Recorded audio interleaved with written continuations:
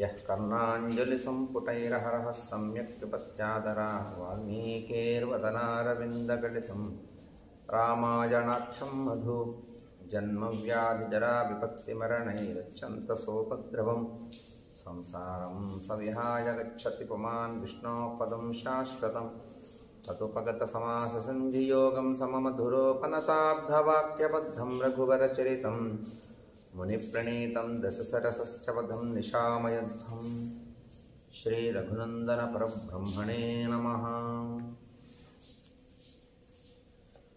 ప్రియ భగవద్బంధువులారా, శ్రీమద్ రామాయణంలో ఇప్పటి వరకు బాలకాండ, అయోధ్యకాండ, అరణ్యకాండ, కిష్కింధకాండ, సుందరకాండ ఈ కాండాలన్నీ కూడా సంపూర్ణంగా శ్లోకాలన్నీ కూడా పారాయణ చేస్తూ శ్లోకాలన్నీ కూడా చేతి వ్రాతగా శ్లోకాలన్నీ కూడా వ్రాయటం జరిగింది. వాల్మీకి మహర్షి అనుగ్రహించినటువంటి శ్లోకాలు.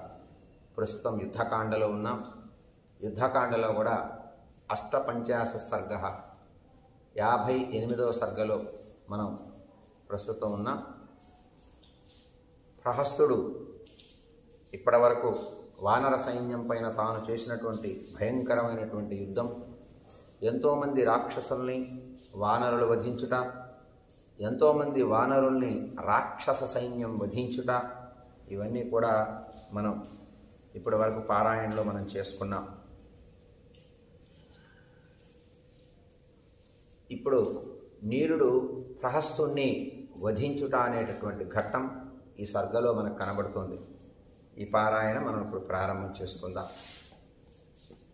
అథా అష్టపంచాశ సర్గః.